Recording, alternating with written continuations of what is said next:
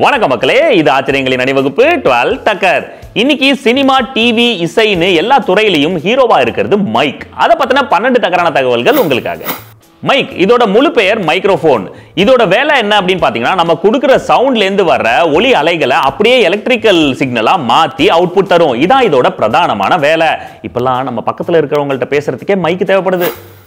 மைக்கோட தாத்தா பாட்டி அப்படின்னு சொல்லப்படுறது மெகாஃபோன்ஸ். இந்த ரேஷன் கடையில மண்ணெண்ணெய் ஊத்துறதுக்கு ஒரு குடுவையை யூஸ் பண்ணுவாங்க, கோன் ஷேப்ல. அதே மாதிரி தான் இருக்கும். அதோட சின்ன பகுதியான அதை மவுத் சைட்ல வச்சு நம்ம பேசணும்னா கொஞ்சம் சத்தம் அதிகமா கேட்கும். நாங்கெல்லாம் சின்ன வயசுல பேப்பர்ல இதே மெகாஃபோனை செஞ்சு கத்திக்கிட்டே சுத்துவோம். பல நூற்றாண்டுகளுக்கு முன்னாடி பாத்தீங்கன்னா, போர் வீரர்கள், மக்கள் இவங்கள்ட்ட எல்லாம் பேசுறதுக்காக மன்னர்கள் கூம்பு வடிவில் இருக்கிற இந்த மெகாஃபோனை யூஸ் பண்ணுவாங்க. அவங்க பேசுறது தெளிவா கேட்கணும்ட்டு ஆடிட்டோரியமே ரெடி பண்ணாங்களா பாத்தீங்களேன். இல்லைன்னா கத்தி கத்தி பேசி தொண்டை கிழிஞ்சிருக்கும். கிபி 5ஆம் நூற்றாண்டுல சின்ன மெகாஃபோன் மாதிரியான ஒரு டிவைஸை கண்டுபிடிச்சாங்க. மேடை நாடக கலைஞர்கள் அதை மாட்டிக்கிட்டு கத்தி பேசுவாங்க. அது எல்லா மக்களுக்கும் சரளமா கேட்க ஆரம்பிச்சது. இதுக்கப்புறம் இது உலகம் முழுக்க ஃபேமஸ் ஆச்சு. இந்த காலர் மைக் மட்டும் இல்லைன்னா என் நிலைமையை நினைச்சு பாருங்க. முதல்ல இந்த மைக்கோட ஸ்டார்டிங் ஸ்டேஜை கண்டுபிடிச்சவர் ராபர்ட் ஹூக். 1665ல பாத்தீங்கன்னா ஒரு மிகப்பெரிய ரப்பர் குழாயை எடுத்துக்கிட்டு ஒரு பக்கம் பெரிய கப்பையும் இன்னொரு பக்கம் சின்ன கப்பையும் கட்டினாரு. அதுல சின்ன கப்பு சைடு நம்ம பேசணும்னா பெரிய கப்பு சைடு கொஞ்சமா கேட்குமா. இதெல்லாம் நாங்க ஸ்கூல்லே விளையாடிட்டோம். போவியா. 1861ல ஜெர்மனியை சேர்ந்த ஜான் பிலிப் ரைஸ் அப்படின்றவர் எலக்ட்ரிக்கல் மேக்னெட்டை பொருத்தி ஒரு மைக்கை கண்டுபிடிச்சாரு. இதுக்கு ரைஸ் டெலிபோன் அப்படின்னு பேரும் வச்சாரு. இது ஒரு மாதிரி கரகரன்னு கேட்டாலும் அப்போ இது நல்லாவே ஒர்க் ஆச்சு. இப்பயும் பாத்தீங்கன்னா நிறைய மைக் கரகரன்னு தான் கேக்குது. ஜெர்மனிக்காரரோட அந்த கண்டுபிடிப்பை பேஸா வச்சுட்டு நம்ம கிரஹாம்பெல் ஒரு மைக்கை கண்டுபிடிச்சாரு. லிக்விட் டிரான்ஸ்மிட்டரை யூஸ் பண்ணி அந்த மைக்கை உருவாக்குனாரு. அது நல்லாவும் ஒர்க் அவுட் ஆச்சு. யாராவது கோடு போட்டா அது மேல ரோடு போட்டு போயிட்டே இருக்கணும்.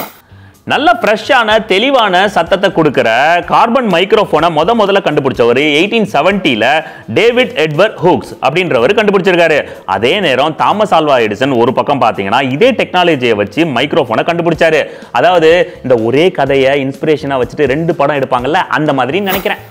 டேவிட் ரொம்ப சீரியஸா அந்த ஆராய்ச்சியில ஈடுபட்டு இருந்த அந்த டைமிங்ல நம்ம எடிசன் அவர்கள் அவர் கண்டுபிடிச்சதுக்கு காப்பிரைட்ஸை வாங்கி கல்லாக்கட்ட ஸ்டார்ட் பண்ணிட்டாரு. அதுக்கப்புறம் மைக்ல நிறைய டெவலப்மெண்ட் வர ஆரம்பிச்சது. இப்படி பொழைக்க தெரியாத புள்ளையா இருந்திருக்கே டேவிட்.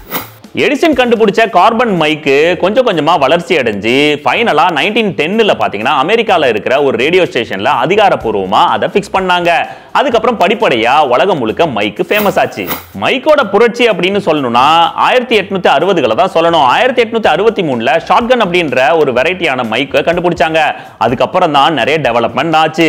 அதுக்கப்புறம் பாத்தீங்கன்னா வயர்லெஸ் மைக்ரோஃபோன் அது இது நிறைய வர ஆரம்பிச்சது. டிவி ஷோஸ், ரேடியோன்னு ப்ரோக்ராம்ஸ் எல்லாம் களை கட்டுச்சு. ஸோ இந்த மைக்கெல்லாம் கண்டுபிடிச்சவங்களுக்கு சல்யூட்.